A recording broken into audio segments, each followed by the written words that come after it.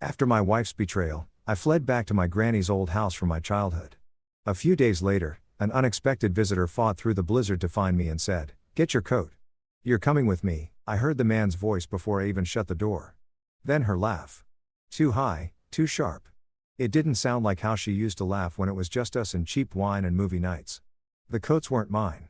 Two of them slung sloppy over the armchair, boots under the radiator. Our Bluetooth speaker was running her party playlist, the one she always blasted when she wanted to feel 20 again. I didn't need more than that. I stood in the kitchen looking at the two wine glasses on the counter, lipstick on one. His voice again, muffled, coming from the bedroom. She didn't even close the door. She walked out in a black tank top, barefoot, not even startled. She leaned against the doorframe like I was just another errand she forgot to handle. "You've been distant for months, Caleb," she said, brushing her hair behind her ear. "Married to deadlines." I didn't say a word, just stared at her for half a second longer than I should have, then grabbed my keys and my laptop bag off the chair. "Seriously, that's your move?" she called after me. I didn't turn around. Didn't slam the door either. I walked out into the wind. Snow was already coming down hard, hitting sideways against the cars lining Maple Street. I walked 3 blocks without thinking, past the diner, past the shuttered florist, until I stopped under a busted street light and just stood there breathing. That's all I could do without screaming. I felt like a complete fool. My own place was still rented out. I'd signed the lease through mid-February to float my half of the mortgage on our shared condo. Tiffany said we needed options if things went south. Guess she was already planning her exit. I turned around and went to the only place I could, the office. Northlight Press was dead quiet that time of night. I swiped in and took the back hall to my edit bay, pulled the blackout curtains, dimmed the desk lamp, and opened my laptop like the world hadn't just kicked me in the ribs. I couldn't even get into my own apartment. I just sat there trying not to picture what she was doing in that bed. Hank Wells, our night security guy, knocked twice and handed me a mug of peppermint tea without saying a word. He's one of those old union men who know when to talk and when to shut up. I nodded. He nodded back. That's all we needed. By morning, she was there. Tiffany in my office, standing like she owned it, like she hadn't ripped the floor out from under me 12 hours earlier. "You didn't come home," she said, arms crossed like I was a teenager who missed curfew. Very unprofessional.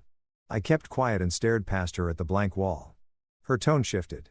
"Quiet now, just for me. Without me, you're nobody here, Caleb." Right on cue, Joseph walked in. That fake slick smile of his, like everything's a photo op. He always hovered around Tiffany, always called himself a consultant, like that meant anything. "We're restructuring," he said, sliding into my space. "Consolidation of verticals, brand refresh, nothing personal." Tiffany stepped closer and said it plain. "Consider this your separation from duties. HR would be in touch." I kept my back straight.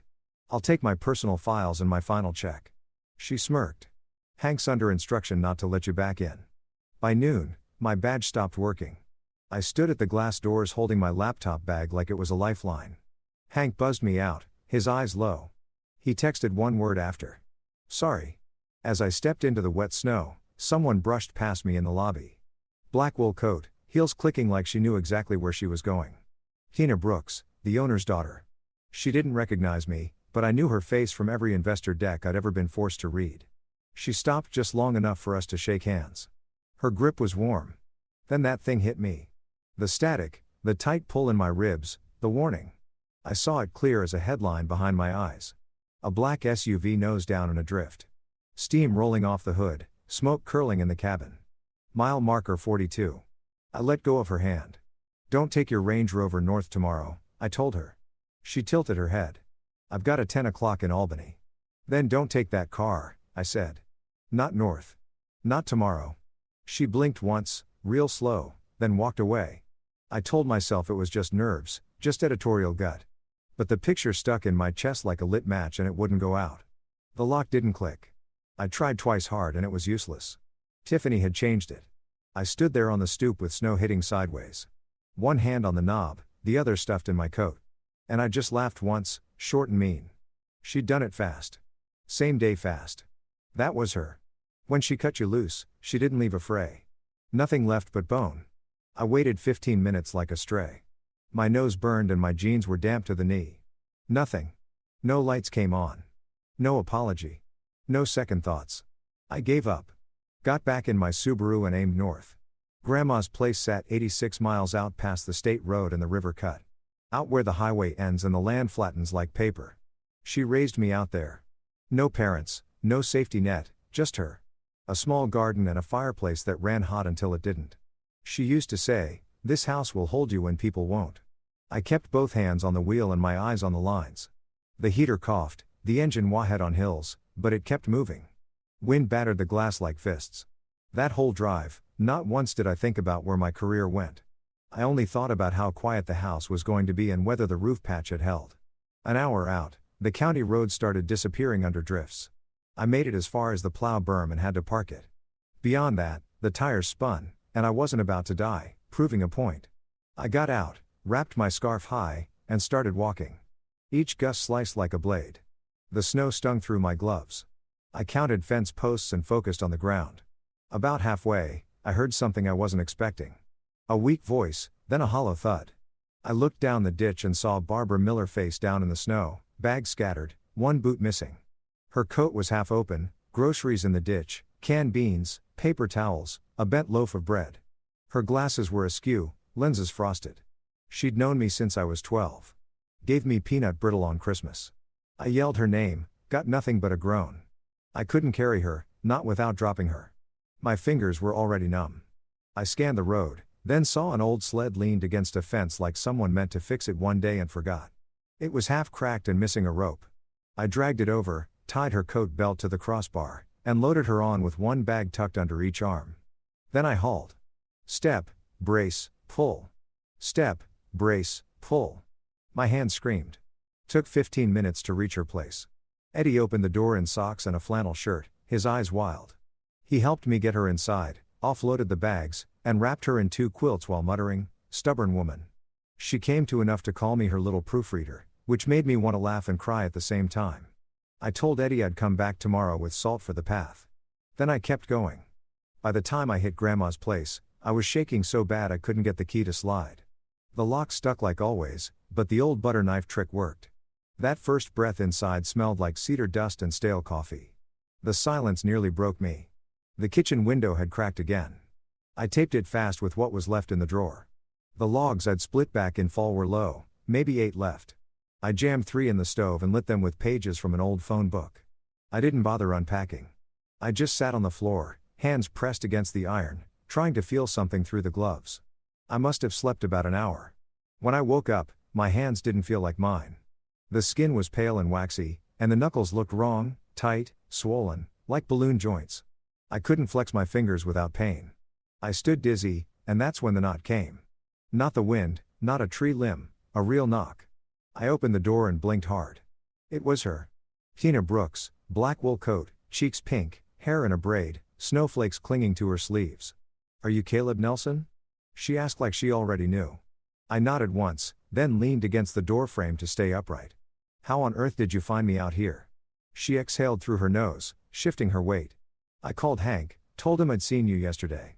He said if it's a storm, you'd come here, gave me the road name, said you were too stubborn to call anybody. Of course he did."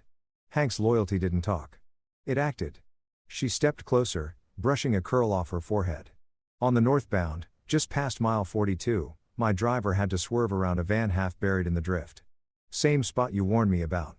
I let that sink in. My ribs felt tight again. "I turned around," she added.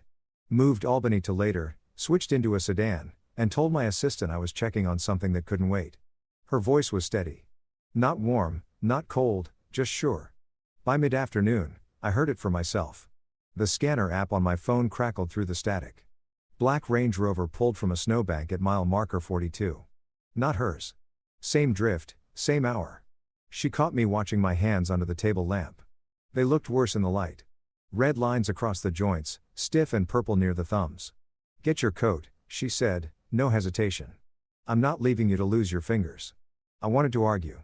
Tell her I'd handled worse, that I didn't need help from the boss's daughter, but I didn't say a word. I grabbed my coat and let her guide me outside, down the porch steps, into the car with the heater already running. At the county hospital, she walked straight to the nurse's station and put her card on the counter like it was a shield. "This one needs triage," she said, nodding at me. "He's mine." And just like that, I wasn't drifting anymore. The intravenous drip clicked steady at my side. My hands were wrapped to the wrist, thick and white, like I'd stuck them in cake frosting. I could feel them pulsing, not with pain. Just that weird, numb pressure that told me I was one bad night away from worse. The nurse walked in, grinning like we shared a joke. "Your wife's a force," she said, checking my chart. "I'm not married," I mumbled. She snorted. "Then she's your boss." She left still laughing. Tina was in a plastic chair near the window with a legal pad and pen. No makeup, hair in a knot that had clearly been redone more than once. She looked like she hadn't blinked since I'd passed out. She glanced up. "Your last name?" she asked, tone even. "Nelson?" I nodded once, slow. She nodded back. "Hank confirmed. Said you were stubborn but straight." That tracked. She sat forward, elbows on her knees. "Does that thing in your chest, whatever it is, ever get it wrong?" I shifted on the pillow. "It's not magic. It's just gut instinct. Editor's instinct, maybe. You warned me about the road." "That wasn't gut. I don't call it visions," I said flat. "I don't need to believe in something to use it." "Call it what you want," she said. "I'm listening." She flipped a page on the pad, scanned a note, and let out a breath. "I think Tiffany and Joseph are bleeding Northlight. My mother's been hearing chatter through the foundation. Expenses don't match projects. Things feel off." I didn't move. Just watched her jaw tighten. "I want to build something honest," she said. "I'm done playing inside the machine. I need someone who smells rot before it spreads." I said nothing. "I'll cover your treatment. Give you a desk.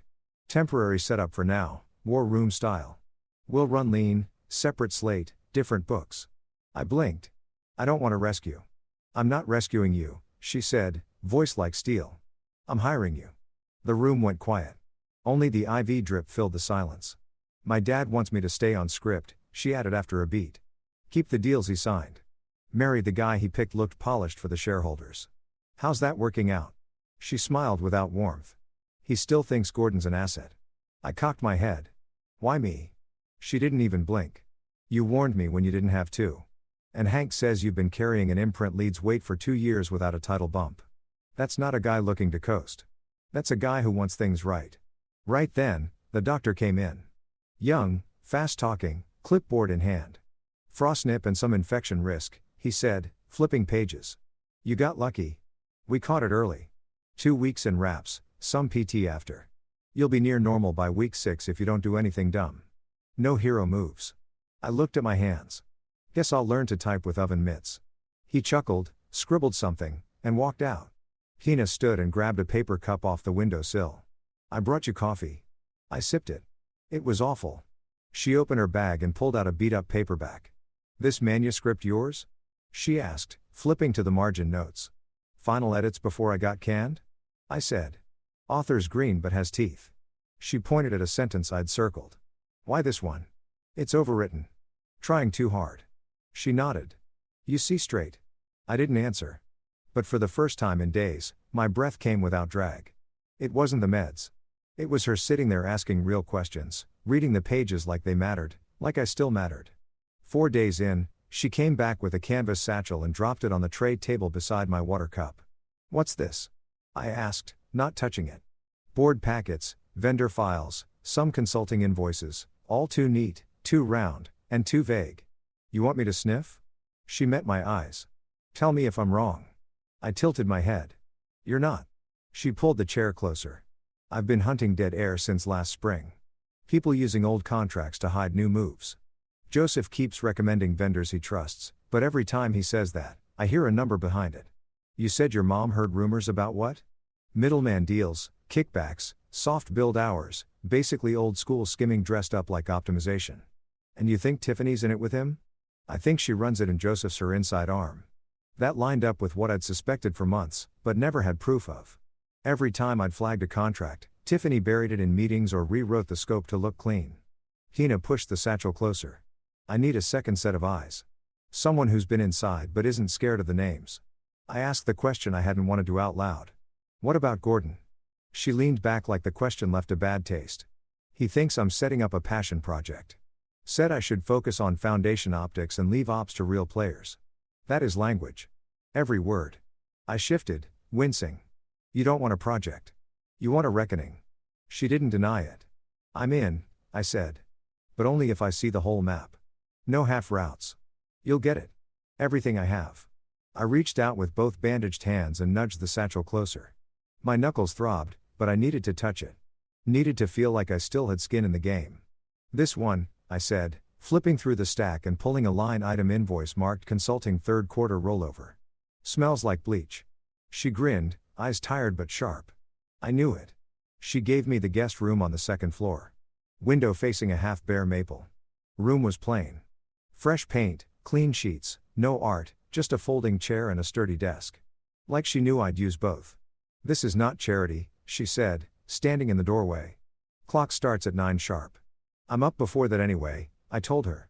I know, she said, and shut the door. The next morning, I heard him before I saw him. His laugh echoed off the walls.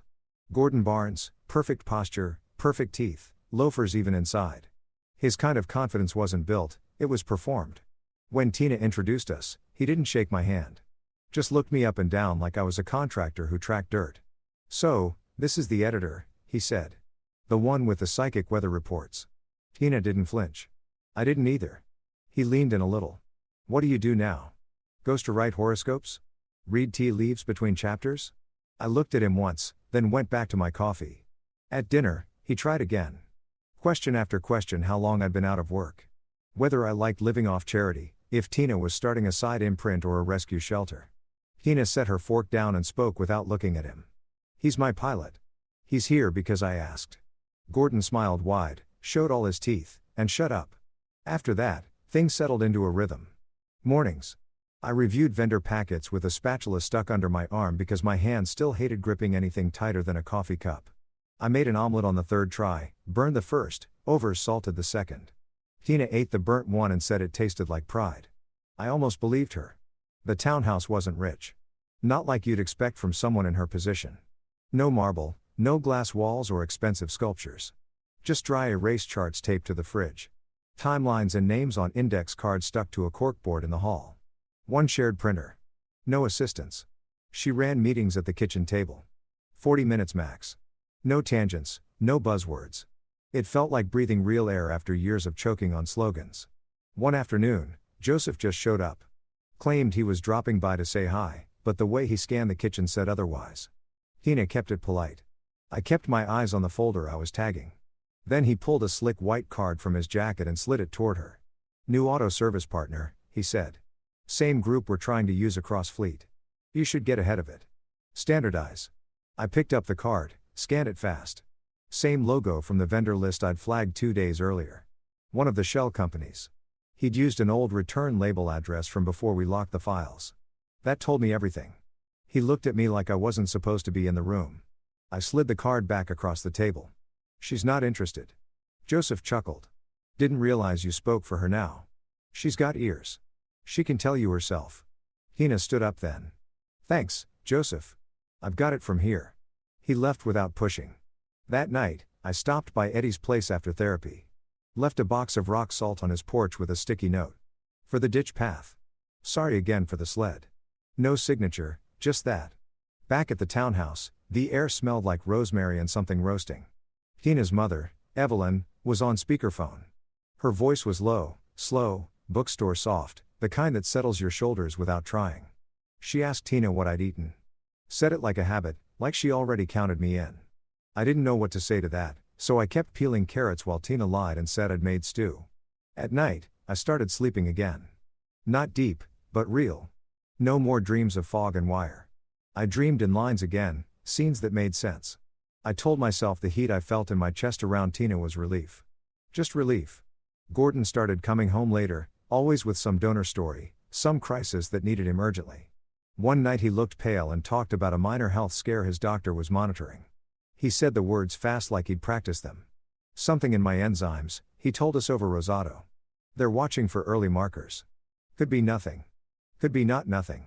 Tina looked concerned but didn't rush to ask questions. The next day he mentioned a therapy. Crazy expensive. He said like $14,800 a round. They're looking at 10 rounds. A week later, it was a different number. Closer to 12 grand, he said this time. Insurance might only cover part, but I'll figure it out. By the third version of the story, he'd landed on $9,600 a week, maybe for 12 weeks, no test names, no facility, just vague clinical terms and shifting math. Tina asked calmly. Do you have paperwork? He nodded. Yeah, I'll send it over. It's in my inbox somewhere. He didn't. The morning after Gordon dodged Tina's request for paperwork, we sat across from each other in a yellow-lit cafe on 3rd.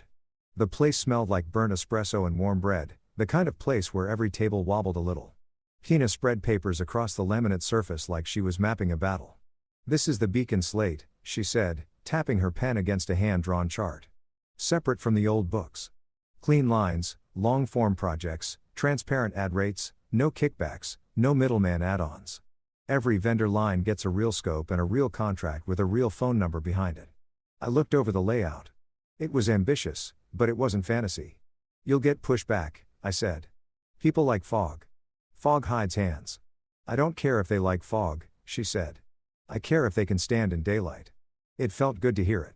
Really good. I recruited 3 writers I trusted. Nora, Felix, and Darius, plus she, the sharpest copy chief I'd worked with in my old imprint. I told them this was payroll straight. No games, no soft money, no waiting for signatures that never came. They all showed up ready, notebooks out, coats dripping on the carpet of the townhouse. They looked hungry in the best way, hungry for work that didn't involve watching their backs.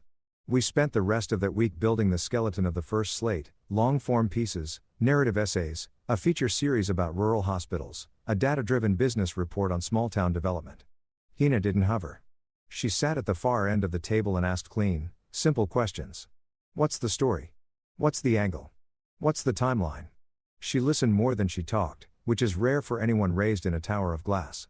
Around midweek, Evelyn dropped by the townhouse with a paper box of scones. She knocked once, then let herself in, calling out, I brought fuel. Before we even looked up. She set the box on the table and looked straight at me. Her eyes were warm and curious, like she was cataloging a new book for a shelf she already loved. You have quiet eyes, she said. That helps you see. I didn't know what to do with that, so I just nodded. Evelyn had that bookstore calm about her. Soft sweaters, gentle voice, but sharp enough underneath that she saw everything without making you feel naked. While the writers brainstormed at the other end of the table, she told me stories about her old book club in a strip mall 20 years back. They'd meet once a week with folding chairs, drink cheap coffee, and keep running tabs for folks who were between paychecks. People paid when they could, she said. If they couldn't, they brought homemade bread or shoveled snow. It balanced out. She said it like the world had once been that simple. Back before deals got slippery and families turned into headlines, I listened harder than I meant to. I kept picturing that life. Straight lines, warm bread, neighbors who didn't cut you loose over optics. At lunch, Tina's phone buzzed with her father's name. She set it on speaker because she hates whispering. Christina, he said, voice deep, sharp, too smooth. I'm hearing chatter about you building an off-book slate. It's not off books. She said it's transparent. That's the point. You are a Brooks. He said there are familial expectations. Stakeholder harmony to consider. Optics with Gordon in the frame. You know how this works. She leaned back in her chair, jaw set. Dad, I resigned from your board in 60 days. Put it in writing. You don't own my decisions. A full beat of silence. Then he hung up. No goodbye, no warning, just gone. Hina stared at the phone a moment, then slid it across the table to me. You ever watch a tether snap and feel relieved? All the time, I said. My grandma used to look off at nothing and say things before they happened. I write it off as gut now, but she called it a gift. Hina tilted her head. Call it whatever helps you sleep. The rest of the afternoon, we combed through vendor lists line by line. I flagged suspicious items. Hina cross-checked board approvals. At one point, she asked if I'd mind reaching out to someone in finance who wouldn't sell us out or tip anything to Joseph. I knew exactly who to call. Leia Chen, VP of Finance, one of the only people in that building who treated numbers like truth instead of a suggestion. She came to the townhouse after work wearing a gray coat and carrying a folder thick with printouts. She didn't waste time on small talk. Show me the names, she said. I slid them across the table. She circled the same lines I had almost instantly. Round numbers, vague scopes, recycled language, identical signatures. These vendors are fake, she said. Or at least repurposed. Somebody's running money through them. Somebody meaning who? Hina asked. Leia gave a tight smile. You want me to say it out loud? Please, Tina said. It smells like Joseph's work, she replied. And whoever's giving him cover. She didn't have to say Tiffany's name. It sat in the middle of the table like a stain. While Tina and Leia discussed next steps, my phone buzzed. Gordon had sent her a picture, a clinic lobby, beige tiles, a wristband on his hand, some generic pamphlet about recovery on the chair next to him. She held the phone up toward me like she wanted a second opinion. I studied the background. The glass pattern on the divider was familiar. That's the spa clinic on 46th, I said, keeping my voice low. They sell sleep pods and vitamin drips, not medical treatment. She stiffened. Just a small shift, but I saw it, felt it in the air. I appreciate you looking, she said quietly. I didn't say more. Not my place. My job was to keep the slate clean, not untangle her relationship with a man who couldn't keep his story straight. Later, after the writers left, and the townhouse dimmed to that warm evening glow, Evelyn pulled me aside in the kitchen while Tina took a call. She poured me tea like she'd done it 100 times. Don't let the big building chew your pieces, she said, stirring her own cup. It tried to chew mine and Tina's. Keep who you are. I'm trying, I said. Some days it feels like holding sand. She smiled.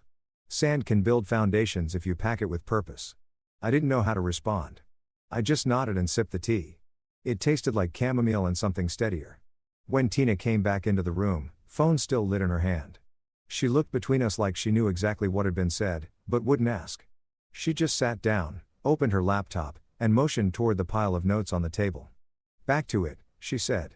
And we did. We worked until the street lights flickered on outside the window, filling that little townhouse with the kind of focus you can't fake. Clean, sharp, forward. By week 6, I could close both hands again. Still stiff in the mornings, but I was back to typing with real keys and gripping coffee mugs without dropping them. The gauze was off. The work was sharp. The beacon slate had shape now. Real writers on real deadlines, real vendors we could actually verify. That morning, Tina handed me a folder and told me to meet a documentary director 2 towns over. Take the pool forward, she said. It's full on gas. I nodded, zipped my coat, but something in my chest pulled tight. That static again, ribs humming like a low-grade current. My gut, the same one that had screamed under the street lamp outside our old place. The same one that pulled me off that road at mile marker 42, kicked hard. At 8:10 sharp, I looked over at Mason, our new assistant, who was halfway through organizing the courier log. You still heading to the storage unit? Yeah, he said, flipping through labels. Taking the cab since I don't drive stick. You don't need to, I told him. Take the Ford instead. Drop the delivery first. I'll get a cab. He blinked. You sure? I nodded. Just feels like a cab day. He grabbed the Ford keys, gave a thumbs up, and left. At 10:22, Mason called my cell. He was shaking so hard I could barely understand him. Brakes. He said they failed. At the intersection on South and 9th, I missed a box truck by like 3 feet. Rolled right into a snowbank. I'm fine, but man, that car is toast. The tow guy sent pictures. Undercarriage shot, brake line sliced clean, no rust, no slow wear, just a knife cut, fresh and surgical. I told Tina, then drove straight to the garage. We parked the Ford under lock. Leia showed up before I even finished signing the incident form. She walked the bay with the garage manager while I watched from 10 feet back. He won't meet my eyes, she said, walking over. You see that? Every time he lies, I said. She held up a printout. There was a purchase order last month for emergency brake service. Got waived. By who? She flipped it around. Joseph Keene's login dated 3 days before the invoice for fleet tune-ups we'd flagged last week. Detective Reed showed up 15 minutes later. Long coat, City-issued notepad, no small talk. He checked the Ford, logged the photo evidence, and handed me a card. If this gets bigger, I can liaise with County PD, but you're going to need to keep that car preserved. You do not move it. Chain of custody matters now. He tilted his head at Mason's name on the report. Why would someone want your kid assistant dead? I didn't answer right away. Then I said, that car was supposed to be mine. He underlined it in his notebook and nodded once. Slow. Joseph came by later that afternoon with 2 coffees and that fake casual smile like nothing ever stuck to him. Crazy about that, Ford, he said. Good thing our service partner's responsive, huh? He handed me one of the cups like we were buddies again. Then he dropped the name of the same shop he'd pitched Tina at dinner 2 weeks back. Said it like he was just being helpful. I didn't drink the coffee. I went upstairs, opened the archive folder, and printed every invoice we had tied to that vendor. The name traced to a shell set up 6 months ago. No real office. Website was a one-page template with a stock photo of a bay door and a contact form that didn't return calls. The business address, a mailbox store on 3rd. Tina was in the back room when I handed her the file. She didn't flip through it, just looked at the cover page, then went still. Owner on the state filings is Kara Mercer, I said. Tiffany's cousin. Tina's jaw didn't move. She just exhaled slow. Whose data on the website is privacy shielded, I added. But the IP traces to a laptop that logged in from Northlight's guest Wi-Fi 4 weeks ago during one of Joseph's strategy sessions.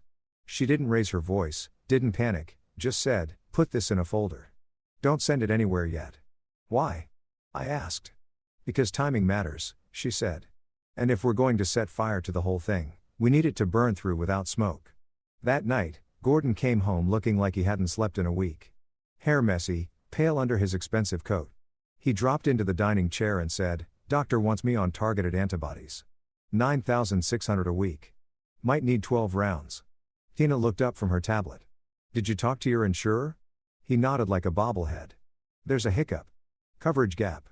Mix up with the paperwork. They're fixing it." Then he leaned forward. "I just need a bridge. 2 weeks. You float me the first 2 and I'll cover the rest." She didn't answer right away. Just tapped her pen once against her water glass. "Bridge loans don't exist between partners," she said. His eyes went wet. "Tina, come on. You know what I'm dealing with. I'm asking for documentation, not a fight. I don't have it yet." "Then you're not getting the money yet." He stood up like he was going to throw something, then stopped. Left the room without another word. I watched the whole thing without saying a word. I still wanted to protect her.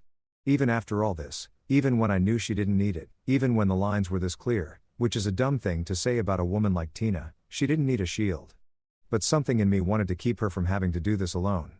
So instead of opening my mouth, I made soup, chopped carrots and garlic while Gordon sulked in the spare room, and Tina answered emails like nothing happened. That night, I couldn't sleep.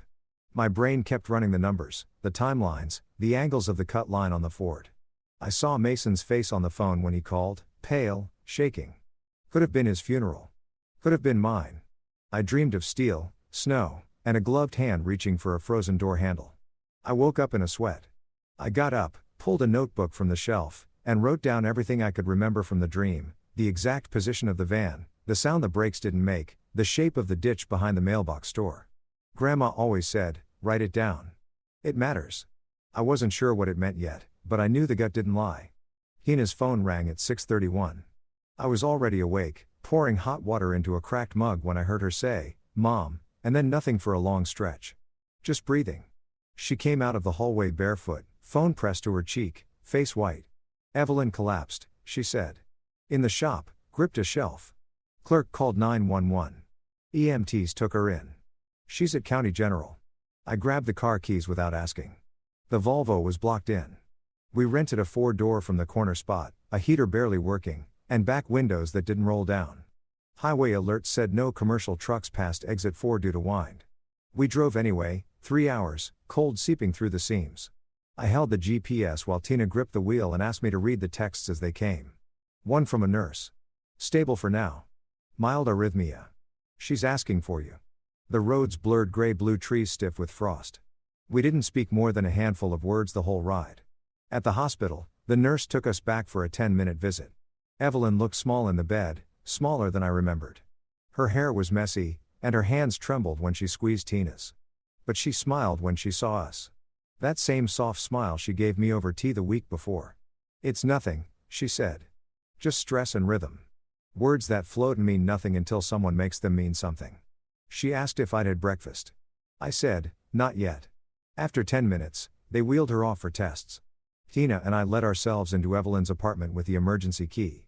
1 bedroom, tiny kitchen, a wall clock that ticked too loud. On the corkboard above the table were taped Polaroids of book club nights, 6 women holding mugs, stacks of paperbacks, 1 candle in a jelly jar. She stood in the middle of the room staring at those pictures. "I hate this," she said. "I hate not being able to fix it." "You're here," I said. That's the fix she wanted. We found eggs in the fridge, made them in a dented pan with 1 wobbly handle. She cracked. I stirred. No talking about Gordon, no emails, just eggs and plates and 2 chipped glasses of tap water. After we ate, She washed the pan and I dried it.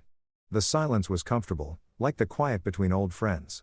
Later, we curled up on the second-hand couch under a thin knit blanket that smelled like lavender and dust. She leaned into me, shoulder warm, face close. We stayed quiet. I'm not a poet, so I won't dress it up. She kissed me slow, careful, honest. I kissed her back. My fingers didn't shake for the first time in weeks. I pulled back just long enough to ask, "Are you sure?" She nodded once. Not soft, firm. We drew the shades. I'll leave it at that. Sometime 4, I woke up to the smell of rain through the cracked window. Tina slept curled toward me, steady, arms tucked tight. I made coffee in Evelyn's old drip pot. It tasted like cardboard and pennies, but I drank it anyway. Sitting in the kitchen staring at nothing. I could see a life here. Small pieces, quiet mornings, grocery lists on fridge magnets. It didn't scare me. Her phone lit up on the counter. A message from Gordon. He'd sent a selfie from a hospital hallway, one of those polished lobbies with brushed metal chairs and sterile lighting. He wore a bracelet and a brave face. The caption said, "Fainted at an event, bad charts, waiting on full panel." It was all performance. The knot in my chest returned. Not fear, something tighter, responsibility, history, lines.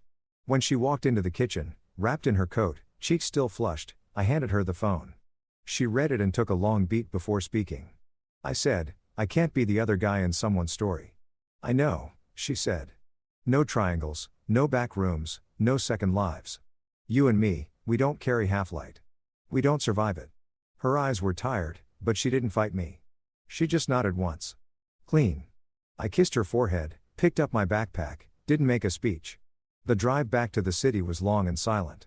I didn't turn on the radio, just counted mile markers and watched the clouds shift like bruises.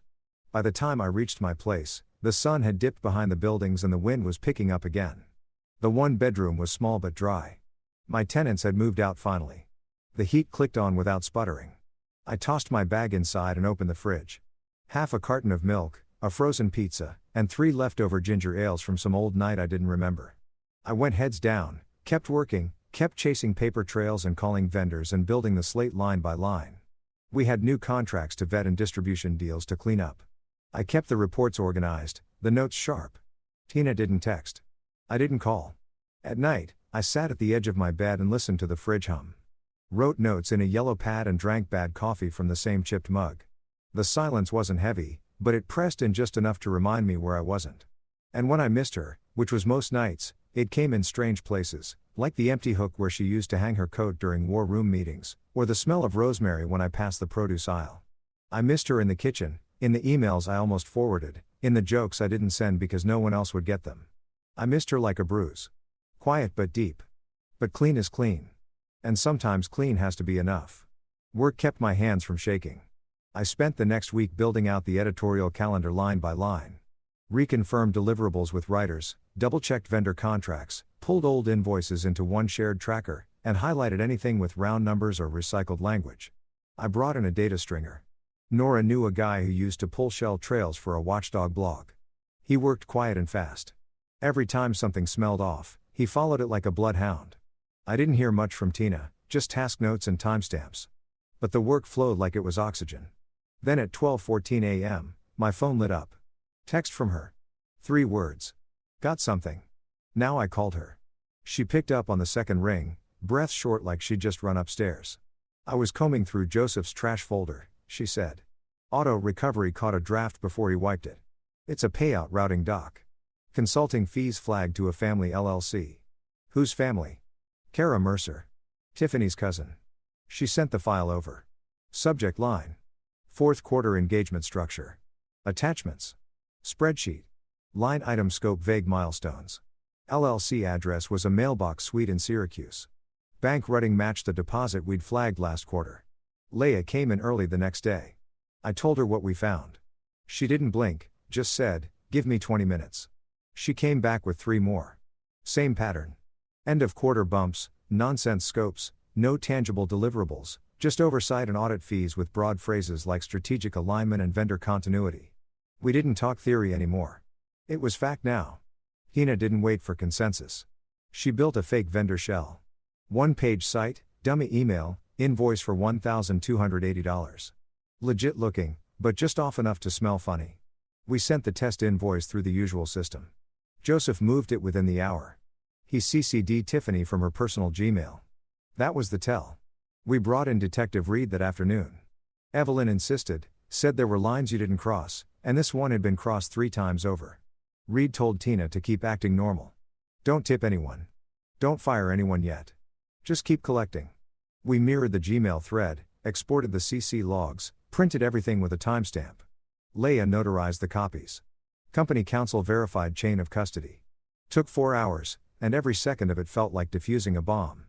Gordon showed up that night with a manila folder and a speech about second chances. Inside was a printed email chain from a clinic in New Jersey, plus a medical form half-filled. Letter had said Atlantic Specialty Care, but I recognized the logo from a last-year press kit. Tina didn't even open it. She called the clinic, asked for verification. The receptionist checked the date of birth and the name. No record, she said.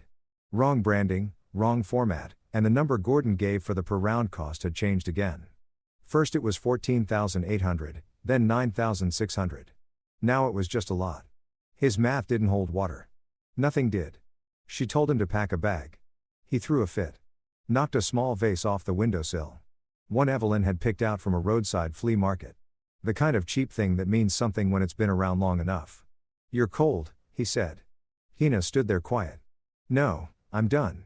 He left with a half-zipped duffel and no eye contact. Joseph showed up 2 days later, said he was just here for a ride. Like that explained anything. He walked in and found Leia, Tina, and one of the lawyers sitting at the dining table with hard copies of the vendor logs. I was at the counter reading timestamps off the mirrored inboxes. He stopped in the doorway, face blank, like a computer that just crashed. Tina didn't give him time to spin. We caught the invoice, the fake vendor, the Gmail CC. He tried to shift it fast. That was Tiffany. I didn't. She told me it was pre-cleared. I didn't know it wasn't. Tina slid the Slack log across the table. You did. His face cracked, eyes wide, mouth twitching like he wanted to argue, but couldn't find a grip. Then he cried. It wasn't an act. He broke in half right there, slid into the chair and covered his face with both hands. Said he was sorry. Said he didn't know how deep it had gotten. That Tiffany made him believe it was survival. That it was just smoothing edges. He gave up everything. The shared drives, the Dropbox folder he thought we didn't know about, backup receipts from his burner phone, even printouts of Slack DMs Tiffany had sent bragging about how she'd keep my boy Caleb where he belongs and how bad breaks are easier than bad PR. That one hit me in the ribs. I didn't react. Just kept my eyes on the logs. Tina stood up and walked to the hallway. She stood in silence for 2 minutes. Then she called her father. She told him flat, I have documented fraud, unauthorized vendor pipelines, and attempted harm. His sigh dragged through the speaker. If there's a way to slow roll this, we should. Appearances matter. The name matters. You're not just a person. You're a legacy. She didn't answer. He went on. If we take our time and manage this quietly, she cut him off. I'm recording this call. Silence for legal record, she added. One-party consent. I've saved the file in 3 places. Goodbye, Dad. She hung up. Then she looked at me. I nodded. Let's remove it completely. The Northlight Press all hands was set for a Tuesday. 10 a.m. sharp, fluorescent humming, interim HR on the left, legal on the right. Tina at the front, blazer pressed, sleeves rolled, calm voice, eyes clear. She opened with a simple line. You deserve the full story. Then she laid it all out. Timeline, transactions, names, no euphemisms, no shielded terms. She didn't say errors or lapses in judgment. She called it what it was, fraud, collusion, endangerment. Leia took over for the vendor flows.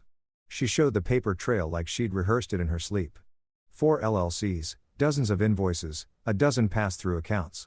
She ended with a mirrored Slack message from Joseph, admitting he'd smoothed the process for a friend with family ties. People in the room stopped blinking. Detective Reed stood in the back, arms folded, next to a county officer in plain clothes.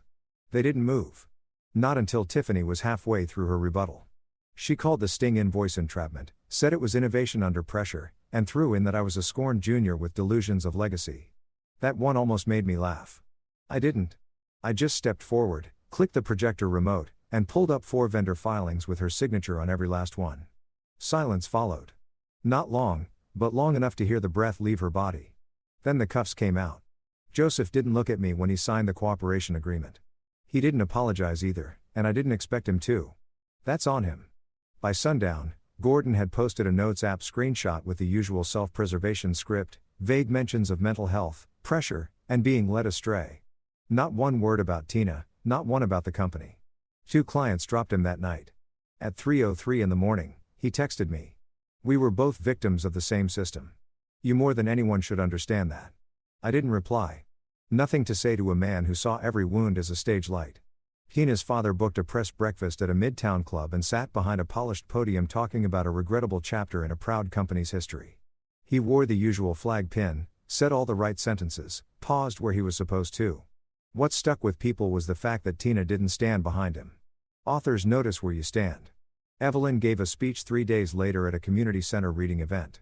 No script, no podium, just a small mic and a metal stand and her calm bookstore voice. We pay full price for truth, she said. No discounts for bloodlines. 10 minutes later, our team inbox lit up. 5 independent outlets wanted access to the Beacon slate. We built a fund for Mason, the kid who almost died in my place. We set the target at 25,000. It cleared 31,69 days. Anonymous donation at the top was a perfect match. Tina, I checked in on Barbara every other weekend. Eddie said she'd fallen twice in 3 weeks, even with the salt. I found a rehab facility 27 miles out, modest, clean, safe, and drove her there myself one Sunday morning. She wore 2 coats and called me an unclaimed blessing in front of the intake nurse. Just before I left, she squeezed my good hand and said, "Your grandma would be proud. She raised you square." I didn't say anything, just nodded. Hank Wells left a voicemail 2 nights later.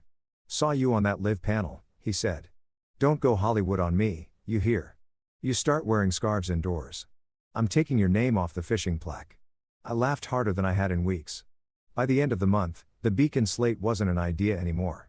It was real. Whiteboards, active contracts, phone lines that rang, the smell of cheap coffee, and dry erase markers.